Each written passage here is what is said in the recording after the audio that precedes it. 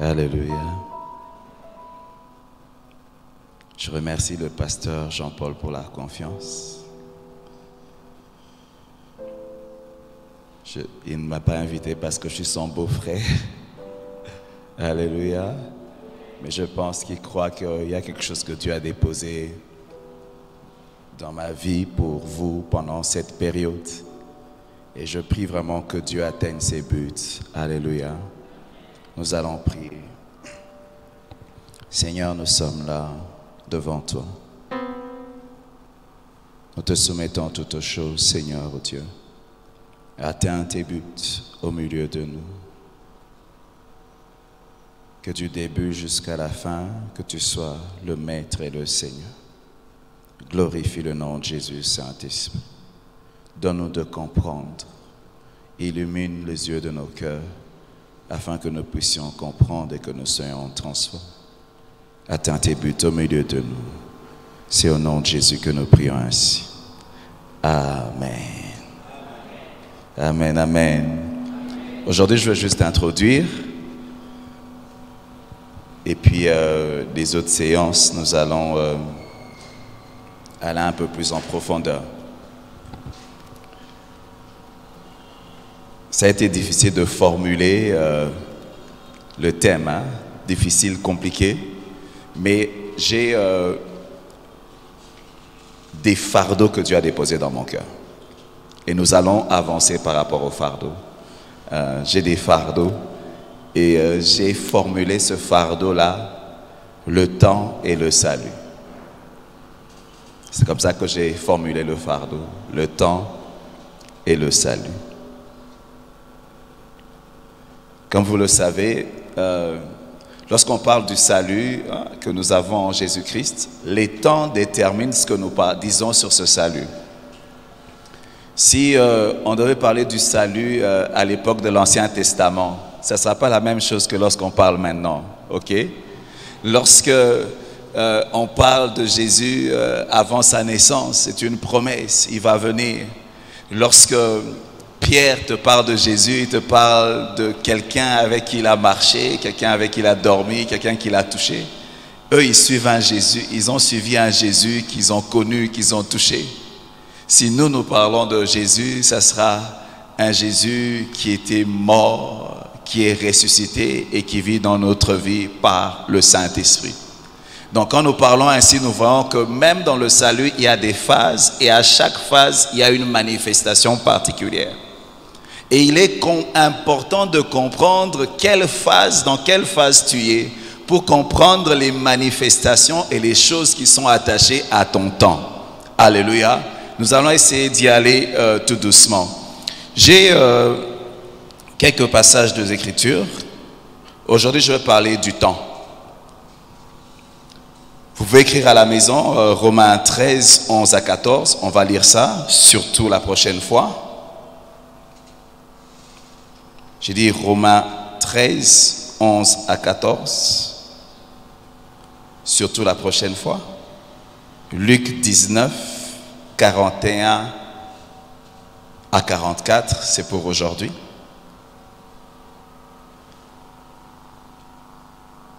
Je vois des gens qui n'ont pas de Bible. Je dis, j'ai vu des gens qui n'ont pas de Bible. Si tu n'as pas de Bible, lève la main. Je dis, si tu n'as pas de Bible, lève la main. Voisin, demande-lui pourquoi.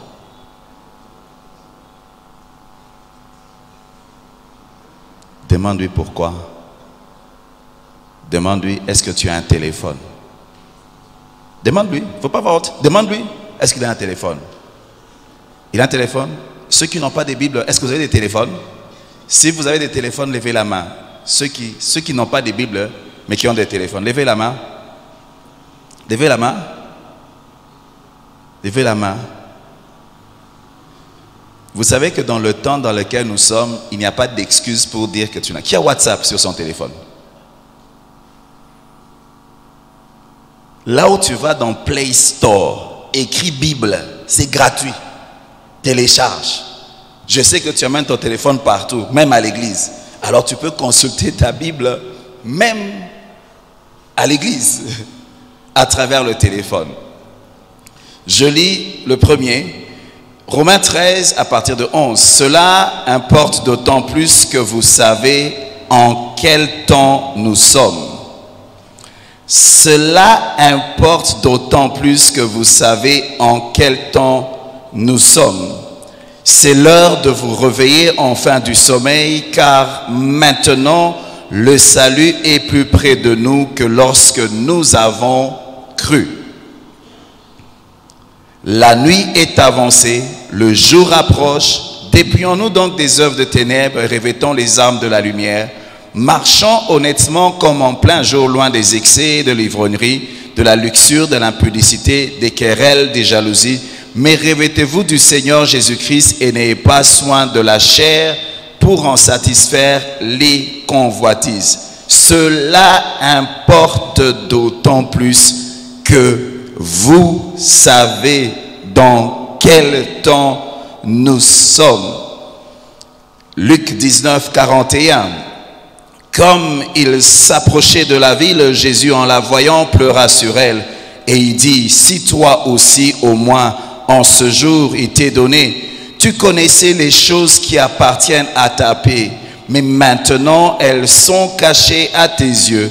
Il viendra sur toi des jours où tes ennemis t'environneront, des tranchées t'enfermeront et resteront de toutes parts. Ils te détruiront, toi et tes enfants, au milieu de toi. Ils ne laisseront pas en toi pierre sur pierre, parce que tu n'as pas connu le temps où tu as été visité. Ça m'étonne que Paul puisse dire dans l'épître aux Romains que vous savez dans quel temps nous sommes. Moi, j'aimerais nous poser la question. Quelle heure il est aujourd'hui? Quelle heure il est? C'est une question. Ne soyez pas crispés. Quelle heure il est? Comment tu sais? Comment tu sais qu'il est 18 heures? Vous avez regardé la montre. 18h30 chez moi. Si ma montre indique 17h30 et le pasteur me dit que je dois finir à 19h30, qu'est-ce qui va se passer? Je veux finir à 20h30 parce que ma montre n'est pas synchronisée à la montre de ces lieux. Tu peux avoir une heure sur ta montre, mais il faut être sûr qu'elle est synchronisée à la montre de Dieu. Alléluia. Il faut que tu sois sûr que tu es synchronisé à la montre de Dieu. Parce que Dieu a une montre, Dieu a une horloge. Dieu travaille en tenant compte du temps. Je dis, Dieu travaille en tenant compte du temps. Il ne fait pas les choses au hasard. Lorsque tu vis sur la terre, sache qu'il y a un temps qui régit cette terre. La terre, c'est comme le Titanic. À cause du péché de l'homme, elle a un temps d'expiration. Un jour, elle va s'arrêter. Un jour, Dieu va la détruire. Il y a un temps. Mais tu dois savoir quelle heure il est à l'horloge de Dieu. Lorsqu'il y a une bombe qui veut exploser, ça commence moins 45, moins 5, moins 1.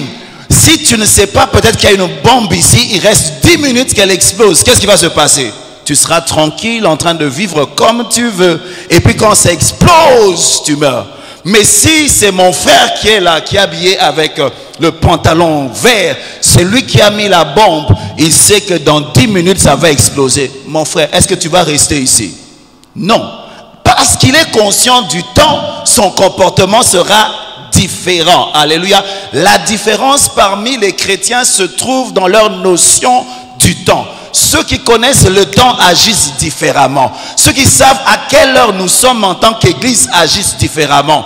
Parce qu'il y a des choses que Dieu veut faire, qu'il promet pendant un temps précis, et il y a des comportements que nous devons avoir par rapport à un temps. Lorsque Jésus est parti, il est monté, il dit à ses disciples, oui, vous avez une mission. Oui, vous devez partir prêcher le monde, mais ne commencez pas par courir. Prenez d'abord le temps de chercher la puissance d'en haut. Ça veut dire, j'ai une mission, mais par rapport au temps, la priorité, c'est d'abord de chercher la puissance. Le temps détermine les priorités. Je dis, le temps détermine les priorités. Si tu es en train d'aller à l'aéroport, le vol est à 12 heures. Tu sais que sur le chemin, il y a 3 sautes moutons. Tu connais les embouteillages du Congo. Tu vas quitter la maison même 4 heures avant. Même 5 heures avant. Même 6 heures avant. Et puis si tu es en retard, on va sentir dans ta manière de conduire que tu es en retard. Parce que tu as la notion du temps. Mais celui qui n'a pas la notion du temps, il est en retard, mais il ne sait pas. Il est en train de se balader. Il est en train de se balader. Lorsque je regarde les chrétiens d'aujourd'hui, mon souci, c'est que nous sommes une église qui n'est pas consciente du temps. Dans quel temps nous sommes? Et nous ne connaissons pas les choses qui sont attachées à notre temps.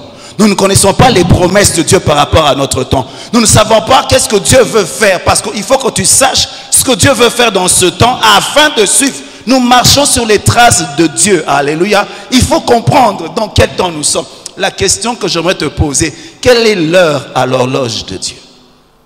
Dans quel temps nous sommes? Quel est ton repère? Qu'est-ce que tu regardes comme montre? Je te demandais l'heure, tu as regardé ta montre. Mais pour connaître l'heure à l'horloge de Dieu. Le temps de Dieu, c'est un temps qui s'impose sur les temps humains. C'est un temps qui s'impose sur tes projets. C'est un temps qui s'impose sur le chrono de ta vie. C'est un temps qui s'impose sur tout. Tu as intérêt à connaître ce temps. Quelle heure il est? Alors que je méditais les Écritures, je me suis rendu compte qu'il y a une notion du temps presque dans tout. J'ai quelques versets que j'ai lus. J'aime ce verset dans Jean 4, 35. Il dit, ne dites-vous pas qu'il y a encore 4 mois jusqu'à la moisson? Voici, je vous le dis, levez les yeux et regardez les champs qui déjà blanchissent pour la moisson. Naturellement parlant, il y avait encore 4 mois. C'était le temps des hommes. Le temps des hommes disait 4 mois. Mais Dieu, quand il regarde, il a un autre calendrier et il regarde un autre champ. Il dit, le champ est prêt. Quel champ, Seigneur, tu regardes? Aide-moi à voir comme toi. Aide-moi à regarder ce que tu regardes. Tu parles de quel champ? Tu parles de quel champ qui est mûr? Je parlais avec un ami serviteur de Dieu. Il est allé à Bunia. On était ensemble au début de l'année. On parlait des projets que Dieu avait déposés dans nos cœurs par rapport à ce que nous devrions faire. Mon frère, ne remets jamais à demain ce que tu peux faire aujourd'hui. Et je répète, ne remets jamais à l'année prochaine ce que Dieu t'a mis à cœur de faire cette année. Parce qu'une année perdue est perdue, on ne la récupère pas. Je dis, une année perdue est perdue. Le temps, c'est une denrée. Quand tu la consommes, ça ne revient plus. Tu as intérêt à l'utiliser par rapport au but de Dieu. On parlait en janvier, il me dit, Dieu m'a mis à cœur d'aller à Bunia, à Isiro, d'aller à Beni, aller prêcher. Je dis, c'est dangereux là-bas. Il dit, Dieu m'a mis à cœur. Et puis on a parlé dans notre projet qu'il devait faire en juillet. On en a parlé. Moi, je lui ai dit des projets que Dieu m'avait mis par rapport à l'église et tout ça. Dernièrement, on cause. Je vois des photos de lui en train de prêcher devant des grandes foules à Bunia, des grandes foules à Isiro, des grandes foules. Les gens se convertissaient, Dieu opérait dans la puissance. Quand il est rentré, je lui ai dit, mon frère, qu'est-ce qui s'est passé? Comment tu as fait pour attirer autant de gens? Il m'a dit, la moisson est mûre. Dieu cherche seulement des ouvriers qui vont aller l'accueillir. Alléluia. S'il avait parlé des projets sans rien faire, rien n'allait arriver. S'il avait dit, je ferai ça l'année prochaine, peut-être que les gens qui ont été sauvés seraient déjà morts. Je dis à quelqu'un, travaille comme quelqu'un qui respecte le temps. Ne remets jamais à demain ce que tu peux faire aujourd'hui. On dit que le problème des Africains, c'est que les Occidentaux, ils ont une montre. Nous, on a beaucoup de temps. On a beaucoup de temps. Il y a une maladie que je vois au Congo. Les gens, quand ils travaillent, ils ont l'esprit des fonctionnaires dans tout ce qu'ils font. Ils vont au travail pour causer, pour regarder sur Facebook. Parce que le temps passe. Tu gaspilles les années de ta vie. tu as 25 ans, tu as 30 ans, toujours chez tes parents. Mais tu ne seras pas jeune toute ta vie. Tu bouffes des temps où tu es encore fort. Et ces temps où tu es fort, tu ne les auras plus. Pendant que les autres jeunes, ils cherchent Dieu pour opérer dans la puissance, toi tu dors. Attends d'atteindre notre âge. Quand tu veilles, récupérer c'est difficile. Moi quand je veille, je vous assure, j'ai une semaine, je dors, ça me prend 3 jours pour récupérer.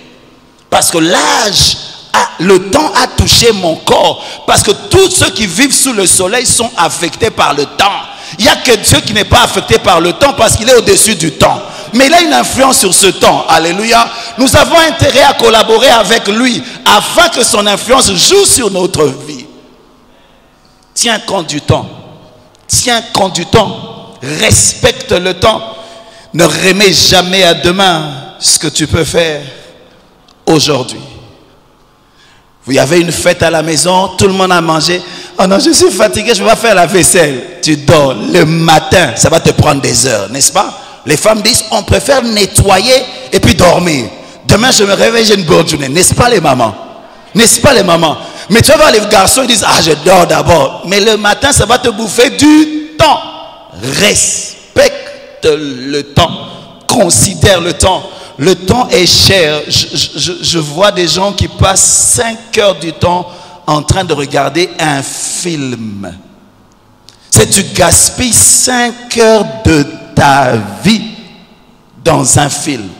Si tu prenais ces 5 heures en train de les investir dans la prière ou bien dans la lecture de la Bible, ta vie changerait. Et ta vie changerait. Ne regarde pas le temps. Ce n'est pas le temps, c'est ta vie. Parce que le temps constitue les années que tu vas faire sur la terre. Si tu as 30 ans, tu vas vivre 40 ans sur la terre. Je t'assure que quand tu fais 5 heures, c'est une bonne partie de ta vie qui est partie. Alléluia. La Bible dit racheter le temps, car les jours sont mauvais. Ça veut dire quoi? En anglais, on dit make a good use of the time. C'est utilise bien le temps. Utilise bien le temps. Ne l'utilise pas n'importe comment. C'est ça, racheter le temps. Parce que quand on dit racheter, c'est comme s'il y a un commerce, il y a un business. Ça veut dire quoi? Quand je passe mon temps en train de garder nos vélas, 5 heures, ça veut dire j'ai échangé 5 heures de ma vie en train de recevoir quoi? Quand tu es assis ici pendant 1 heure, je prêche, tu as donné 1 heure de ta vie, mais en train de changer ta vie éternelle. Quand tu fais 5 heures du temps dans la présence de Dieu, tu vas bouleverser la vie de tes enfants, la vie des générations et des générations. Apprenons à respecter le temps, parce que le temps n'est pas abstrait. Le temps, c'est notre vie. Nous sommes humains. Notre vie sur la terre est courte. Elle est faite du temps. Du temps. Alors, rachète le temps. Je dis, rachète le temps. Make a good use of the time. Utilise bien le temps comme un sage. Alléluia. Le temps.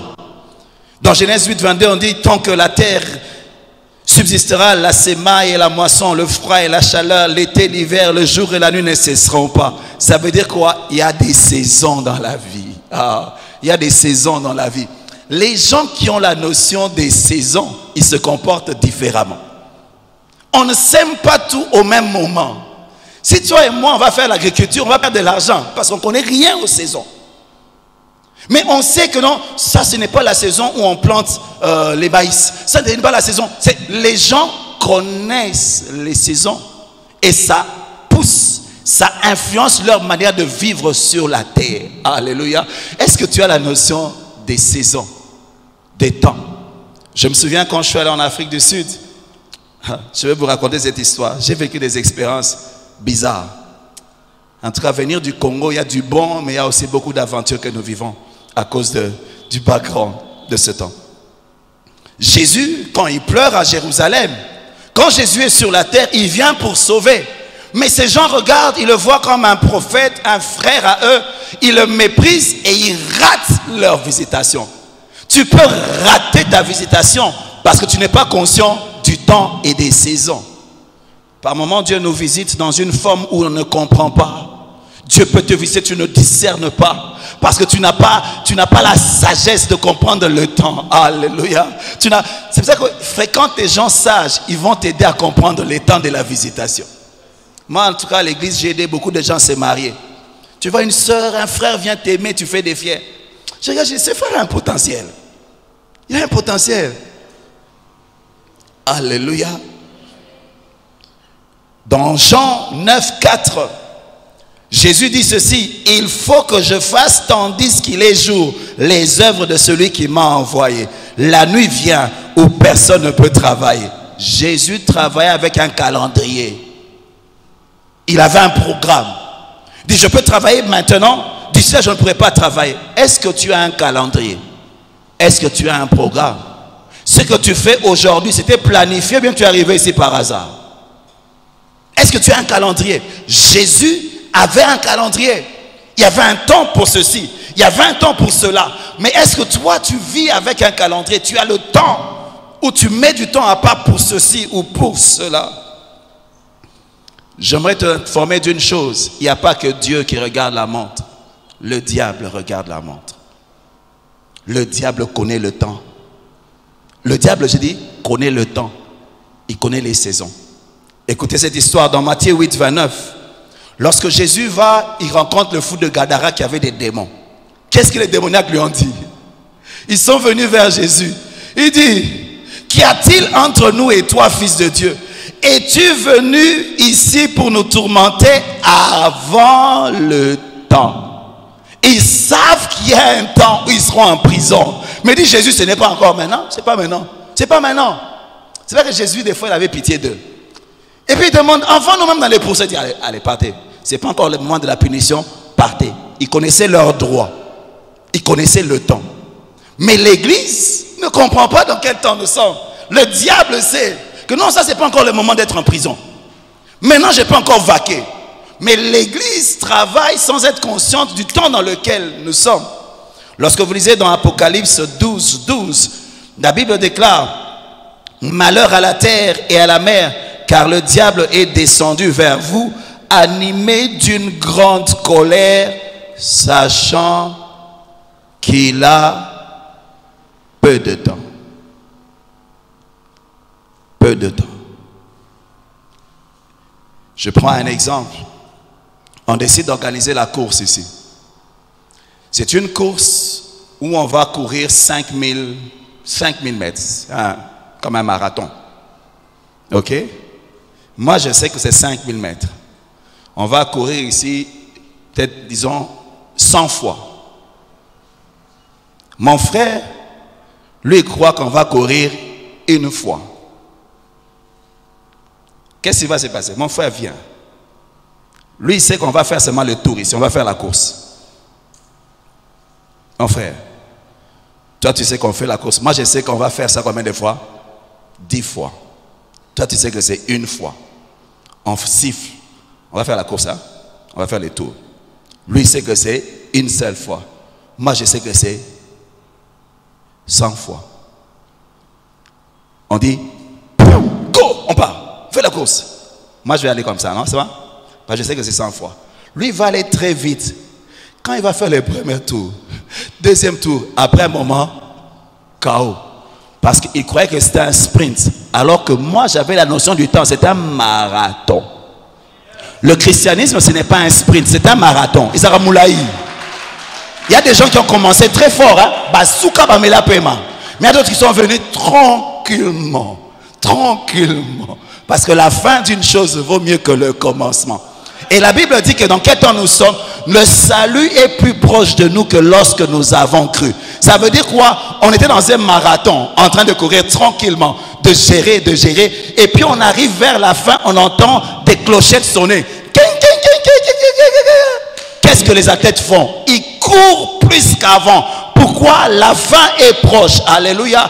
Les chrétiens qui ont des oreilles spirituelles entendent dans le monde spirituel qu'il y a des cloches qui sont en train de sonner. Il dit c'est la fin. Accélère. Si tu étais tombé, lève-toi. Si tu étais fatigué, lève-toi. Parce que le salut est plus proche de nous que lorsque nous avons cru. Nous sommes vers la fin. Lève-toi. Ce n'est pas le moment d'abandonner. Ce n'est pas le moment d'abandonner les choses de Dieu. Ce n'est pas le moment de s'endormir. C'est le moment de reprendre des forces et de commencer à courir. Je veux finir mieux que je n'ai commencé. Si je suis Samson qu'on m'a troué les yeux, je dis à Dieu, donne-moi la force que je puisse finir mieux que je n'ai commencé. Je me demande parce que nous sommes vers la fin. Nous sommes vers la fin. Il y a des cloches. Le temps détermine les priorités. Le temps détermine les priorités. Quand tu es conscient du temps, ça va déterminer tes priorités. Tu ne vas pas faire les choses comme d'habitude à cause du temps. Ecclésiaste 3 dit qu'il y a un temps pour tout sous le soleil.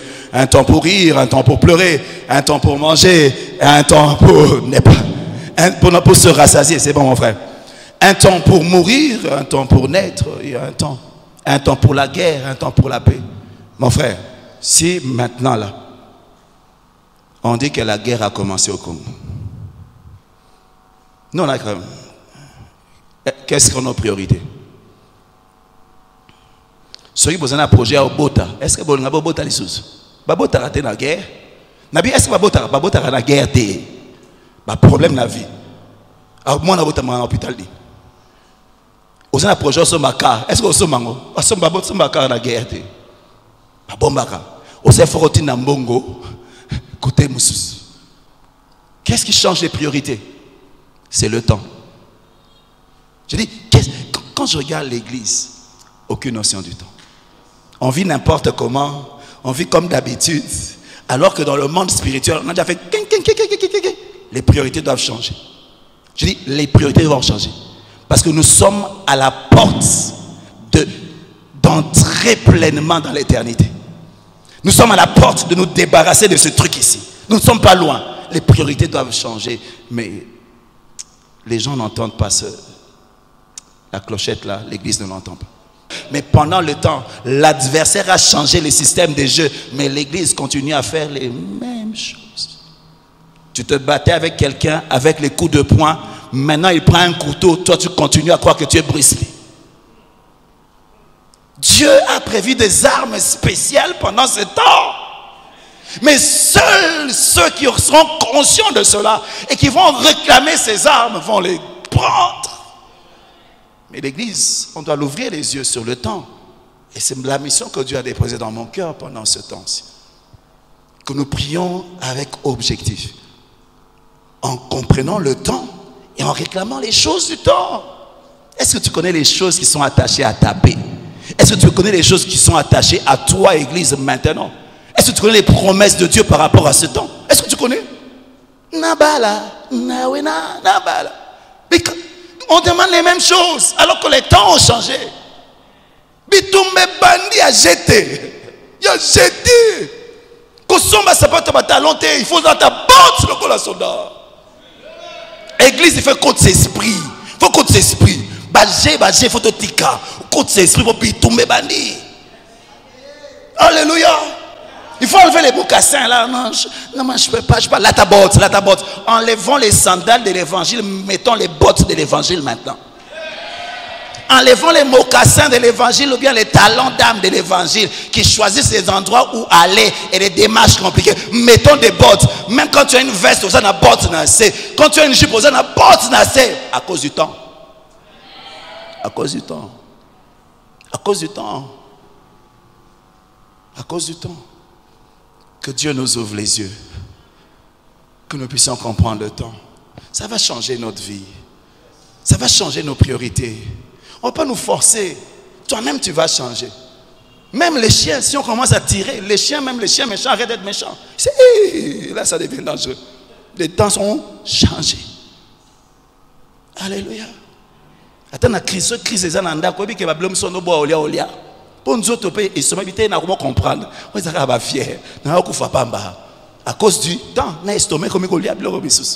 Bah fier ici, à cause du temps. Alléluia. Le diable est conscient du temps. Mais est-ce que toi, tu es conscient du temps dans ta vie? Est-ce que tu connais les saisons dans ta vie? Est-ce que tu sais discerner les saisons dans ta vie? Est-ce que tu sais faire les changements qu'il faut par rapport au temps dans ta vie? Est-ce que tu discernes ces choses? Si tu ne sais pas travailler dans les temps, le temps va travailler contre toi. Si tu ne sais pas travailler avec le temps va travailler contre toi. Le sage connaît les temps et les jugements. J'aime ce qu'on dit en anglais. On dit, il y a wise man knows what he should do, and he knows when he should do it, and he knows how to do it. C'est ça le jugement. Le jugement, c'est que tu sais comment prendre des décisions, quand les prendre, comment le faire. C'est un sage, c'est ça. Tu transformes la connaissance que tu as. Tu peux poser un acte par rapport à la connaissance que tu as. Tu connais le temps par rapport au temps dans lequel tu as un jugement. Moi, l'une des choses que Dieu m'a aidé dans ma vie, c'est de connaître les temps et les saisons dans ma vie.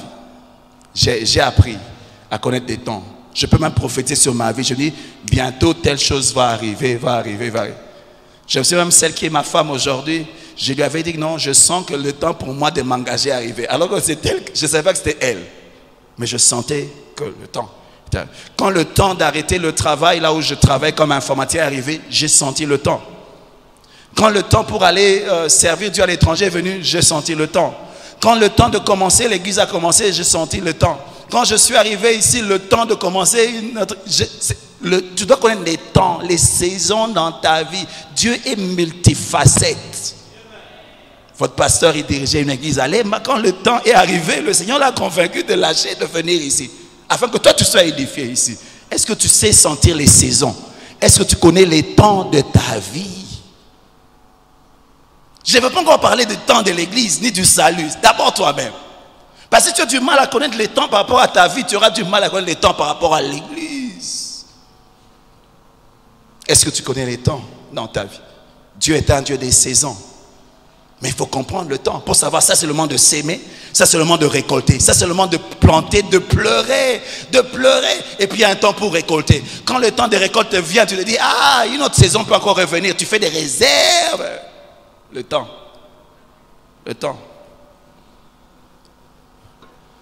Que Dieu nous donne l'intelligence des temps. Joseph avait l'intelligence des temps. C'est comme ça que Pharaon l'a nommé. Je prie que Dieu nous donne des ministres qui ont l'intelligence du temps dans notre pays. L'onction de Joseph, l'intelligence du temps. Un ministre avec des dons spirituels. Il voit loin. Il sait les choses qui vont venir. Il sait faire des prévisions. Et il sait comment faire afin que dans des années que les jeunes ne souffrent pas. Un ministre aigle qui voit de loin. Mais pour voir de loin, tu dois monter. Si tu es au bas avec les poulets qui sont chrétiens, tu ne peux pas voir. Il faut monter. Il faut que tu sois seul. L'aigle vit dans la solitude. Les gens qui veulent voir loin, ils doivent apprendre à vivre seuls. Payer le prix de la solitude pour voir bien. Tu descends avec une vision. Celui qui voit loin est capable de conduire les autres. Sinon, ça sera un aveugle qui conduit les autres aveugles. En Chronique 12, 32, la Bible dit, des fils d'Isaacar ayant l'intelligence des temps pour savoir ce que devait faire Israël. J'aime ce qu'on dit en anglais. On dit, men who had understanding of time. Understanding of the time. To know what Israel ought to do. Il avait une compréhension du temps pour dire à toute une nation qu'est-ce qu'il devait faire. Et puis on dit comment il devait le faire.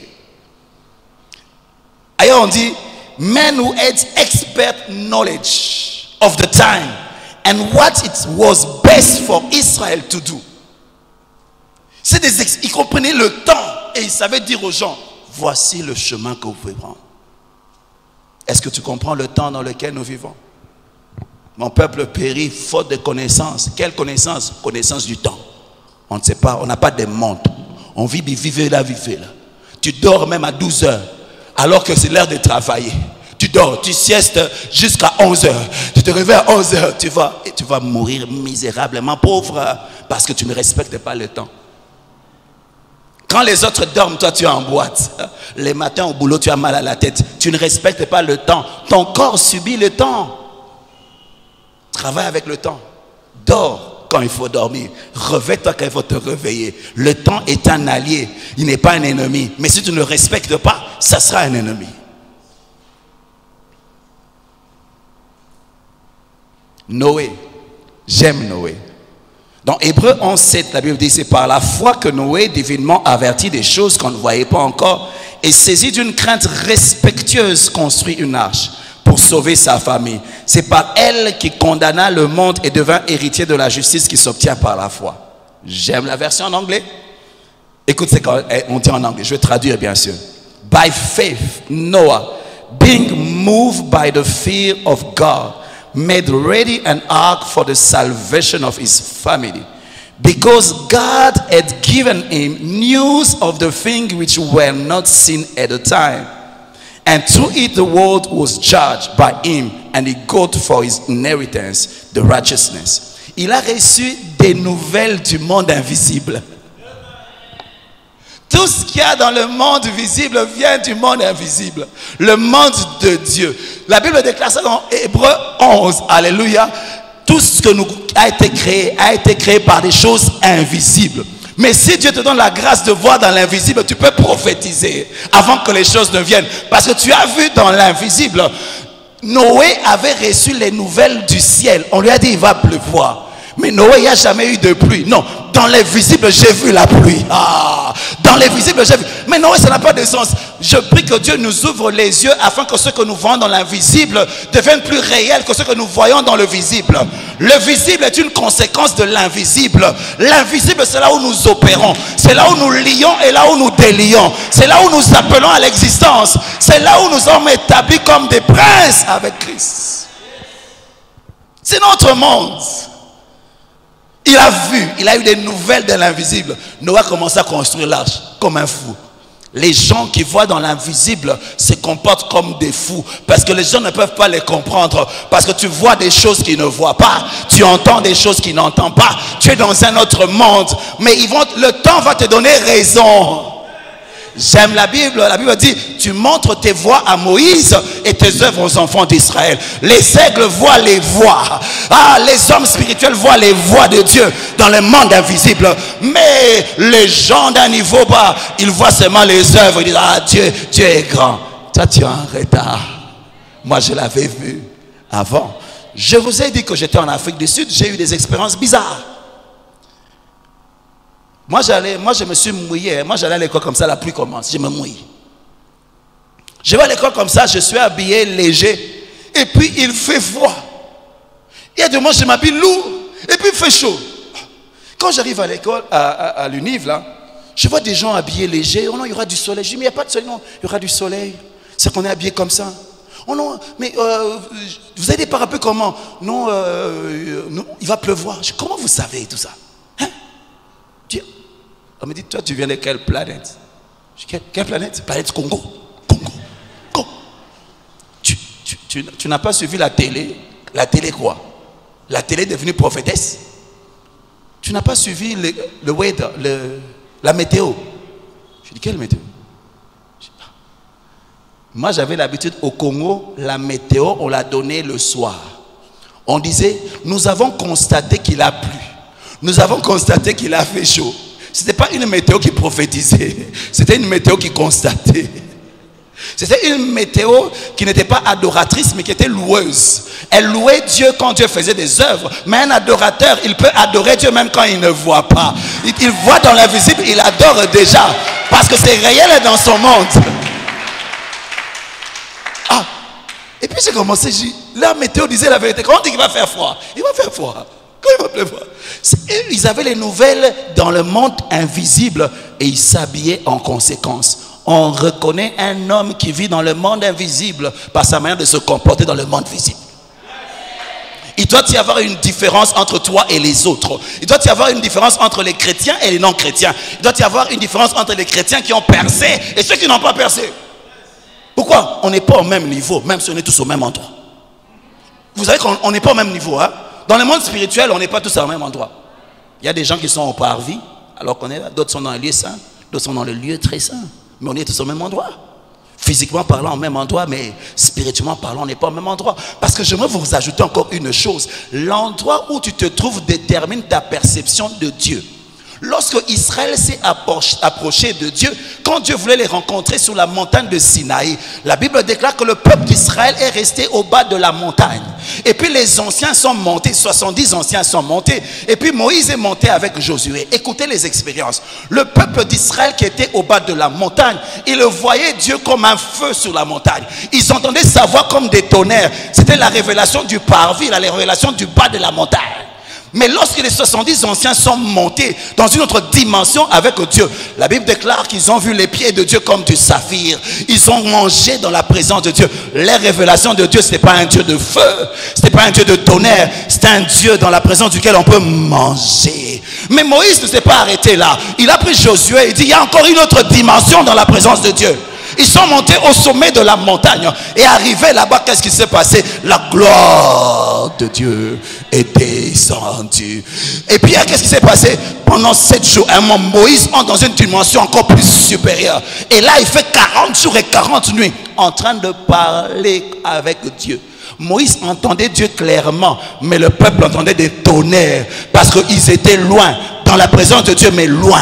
Et les autres, ils mangeaient seulement. Mais Moïse avait des révélations et des révélations. Lorsque Moïse sort de cette présence, la Bible déclare que son visage était en train de resplendir parce que tu reflètes le Dieu que tu vois. Tu reflètes le Dieu que tu vois. Je me souviens, alors qu'il va, à un moment, le peuple a vu que Moïse avait tellement traîné. Ils ont fabriqué un veau d'or parce qu'ils avaient un Dieu de loin. Et puis même Josué, qui n'était pas très loin de Moïse, il ne comprend pas ce qui se passe. Mais Moïse, dans la présence de Dieu, avait la révélation de la réalité des choses. Il y a des dimensions. Il faut monter. Il faut monter. Avoir les nouvelles du monde invisible, tu vas vivre différemment. Ah, j'aime un homme comme Élie. La Bible parlant d'Élie, on dit qu'on présente Élie comme étant Élie se tenait devant Dieu. C'est pour dire, sa force se trouve dans sa position dans la présence de Dieu. Il y avait des prophètes en Israël, mais Élie vient et dit, à partir d'aujourd'hui, il ne va plus pleuvoir. Sinon ma parole.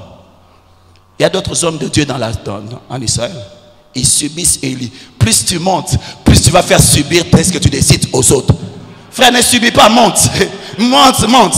Élie va te faire souffrir à toi et ta famille. Élie a kangi. Élie a kangi. Mais ça là, Élie a opéré dans un niveau où il opéra kati. Baniveau na baniveau ezali.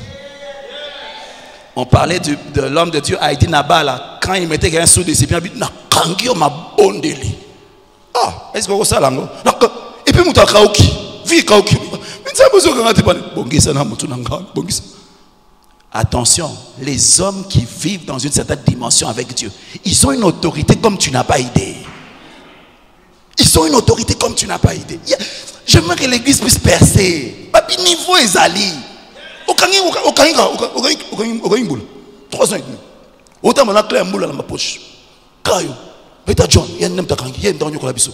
Mais moi, je suis un peu de temps. Élie pense ça, Élie. Aussi mené. Élie. Le prophète va prier. Dieu, Élie est mort à la Fongoliam. Un homme de Dieu. Gabriel, quand il se présente à Marie, il dit, je suis Gabriel. Je me tiens. Je me tiens. La dimension dans laquelle tu te tiens dans la présence de Dieu détermine l'autorité que tu as quand tu travailles sur la terre. Je me tiens, pas sur ses pieds, je me tiens dans la présence de Dieu. Noé a reçu des nouvelles du ciel. Il a bâti l'arche. 100 ans de folie parce qu'il avait des nouvelles. Église de Dieu, est-ce que vous savez dans quel temps nous sommes? Pourquoi on ne voit pas notre folie? Dans les temps dans lesquels nous sommes, les gens doivent venir têter plus qu'avant.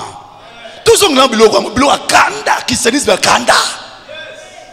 Ou qui ont peut se bisouter.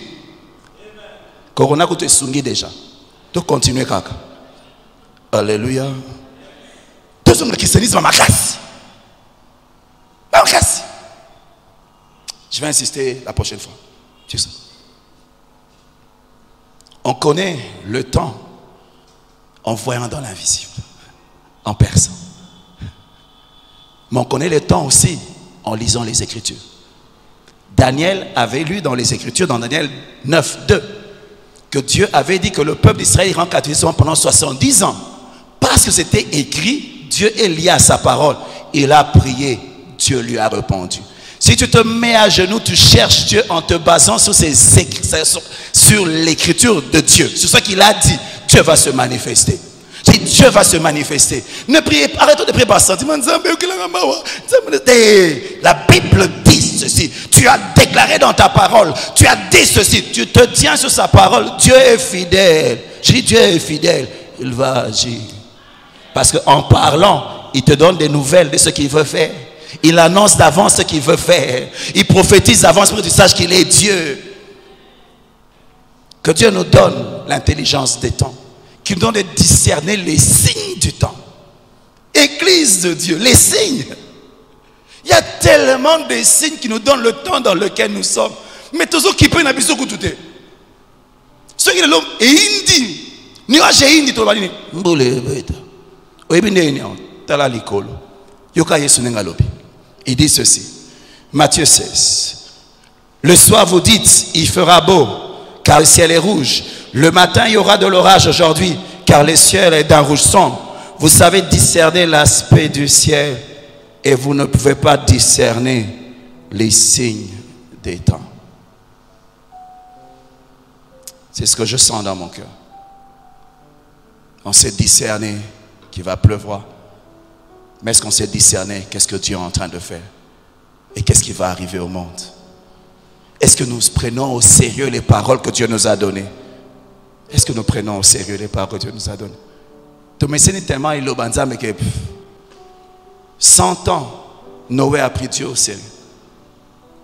Dieu lui a dit des choses qui n'avaient pas de sens. Mais il a pris Dieu au sérieux. 100 ans. Après 100 ans, Dieu lui a donné raison. Toi, tu n'as même pas 100 ans. Ça fait seulement 10 ans que tu es chrétien. D'autres 3 ans, tu es déjà fatigué. Noé a fait 100 ans. Et Enoch a marché avec Dieu pendant 300 ans. Et puis il est parti. Comment tu es fatigué déjà? Tu ne prends pas Dieu au sérieux. Tu ne prends pas Dieu au sérieux. Tu ne prends pas Dieu au sérieux. Je prie que Dieu nous aide. La méconnaissance du temps nous emmène à gaspiller et à faire des pertes. Agé 1 dit, est-ce le temps pour vous de bâtir des maisons alors que la maison d'Éternel est en ruine? Dieu leur dit, la connaissance du temps détermine les priorités. Des priorités. Si tu veux avoir les nouvelles d'en haut, connaître l'heure à l'horloge de Dieu, je te donne encore un autre conseil. La Bible déclare ceci dans Jérémie 23, 18. Qui donc a assisté au conseil de l'Éternel pour voir, pour écouter sa parole? Qui a prêté oreille à sa parole, qui l'a entendu? J'aime en anglais, on dit, yet which of them has ever stood in the Lord's inner circle? Qui a assisté au conseil? Le conseil de Dieu, ça veut dire quoi? Qui a assisté au conseil, le siècle restant? C'est place pendant Zamba décidaka yozali. Parce que Dieu ne fait rien sans l'avoir révélé à son serviteur, le prophète. Mais il faut que ce prophète soit à un endroit proche de Dieu. Pas loin. Pas loin. Un endroit d'intimité comme il n'a jamais vécu. C'est là où on a des secrets. Quand tu sièges au conseil de Dieu, n'abat-toi 4. Mais là, tu dois accepter que sa présence te change. Parce que la présence de Dieu impose une certaine vie. Il est saint. Il faut sainteté. Mais quand tu assistes à ce conseil, Dieu se révèle à toi. Même quand tu ne le demandes pas. C'est comme nos femmes, nous leur disons des secrets même quand elles ne demandent pas. Elle est seulement là, elle est seulement là. Tu sens que tu veux parler, tu commences à raconter des choses. Parce qu'elle est à sa elle est intime avec toi. Est-ce que tu es intime avec Dieu? Est-ce que tu es intime avec Dieu? Comment il va te parler? Dieu veut parler au monde, mais il cherche quelqu'un dans sa présence. Mais il y a un vide dans sa présence. Tu n'es plus présent dans la présence de Dieu. Tu es comme Adam. Lorsque Dieu vient pour te révéler ses secrets, il ne te trouve pas. Il dit, mais toi et moi, on avait l'habitude de se rencontrer à 4 heures du matin. Mais où est-ce que tu es? Tu dors maintenant. Adam, où tu es? Je t'ai béni avec Ève, mais Ève t'a éloigné de ma présence. Je t'ai béni avec une voiture, avec un travail, mais tu deviens absent. Dieu est en train de dire, les moments d'intimité qu'on avait avec toi, je suis en train de les manquer. J'aimerais partager mes secrets avec quelqu'un. Mais est-ce qu'il y a quelqu'un pour m'entendre? Lorsque Dieu voulait détruire Sodome et Gomorrhe, il passait devant Abraham. Mais Abraham moutunaye. Abraham moutunaye. Cacherai-je à Abraham? Cacherai-je à Abraham? Asa moutunanga akati. Pourquoi? Parce que dans sa présence, il y avait quelqu'un de proche. Est-ce que tu peux être comme Moïse, ou lorsque tu es dans la présence de Dieu, alors que Dieu décide de détruire Israël, ta présence empêche Dieu de bouger. Dieu te dit, laisse-moi, je vais détruire. Non, tant que tu es dans ma présence, je ne peux pas bouger. Tant que tu es dans ma présence, je ne peux pas bouger. Parce que si tu me demandes de pardonner, je veux pardonner. Tant qu'Abraham était dans la présence de Dieu, les anges n'étaient pas allés détruire Sodome. C'est quand Abraham a fini qu'ils sont partis. Des hommes qui tiennent Dieu, pas sur le pan de la robe, mais qui le tiennent dans le cœur. Mais là, c'est dans l'intimité. J'entends un cri qui vient de l'intimité, de la présence de Dieu. Il est en train de dire à quelqu'un, monte, monte, monte. Monte, monte. Habakkuk disait que j'étais à mon poste et j'attendais ce que Dieu me dirait. J'étais à mon poste. Mes prières de 2 heures, j'étais là. Mes prières de midi, j'étais là. Je suis comme une sentinelle, je suis à mon poste. Je veux voir. Dieu révèle aux gens qui sont à leur poste. Dieu révèle aux gens qui sont à la montagne, pas qui sont au bas de la montagne. J'entends un cri de Dieu. Il cherche une armée, mais qui va équiper sur la montagne. Monte ici, Jean, et je te révélerai les choses qui vont arriver. Est-ce que quelqu'un veut monter? Est-ce que quelqu'un veut percer? Est-ce que quelqu'un veut entrer dans le Saint des Saints afin de recevoir des secrets de Dieu? C'est alors que tu pourras avertir le peuple. C'est alors que tu pourras les orienter. Mais j'entends un cri dans le cœur de Dieu. Et c'est le cri que j'ai voulu emmener. L'Église n'est pas consciente du temps. C'est pour ça qu'elle travaille n'importe comment. Les chrétiens ne sont pas conscients. Mais Dieu veut se révéler. Mais il est en train de dire, viens dans l'intimité. Monte. Monte. Sépare-toi. Accepte la solitude. C'est alors que tu vas devenir un signe sur la terre. Quand les gens te regarderont, tu vas devenir l'horloge de Dieu sur la terre. Quand on voit comment tu te comportes, les gens demandent quelle heure il est. Ils disent non, c'est pas important. Copiez-moi seulement. Copiez-moi. Copiez-moi. Copiez-moi. Parce que moi je vois dans l'invisible et je me comporte en conséquence. Copiez-moi. Si je bâtis une arche, entrez dans l'arche. Je suis en train de vous sauver la vie. Copiez-moi. Mais il y a un cri dans l'intimité. Si aujourd'hui nous devons prier, nous allons nous approcher de Dieu. Quelqu'un va dire, Seigneur, attire-moi encore.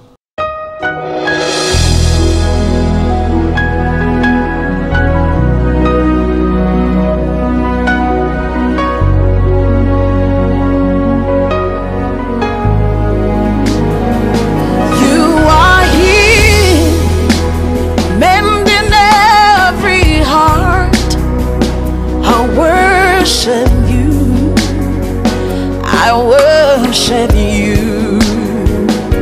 Hey, waymaker, miracle work, promise keeper, light in the darkness. My God, that is who you are.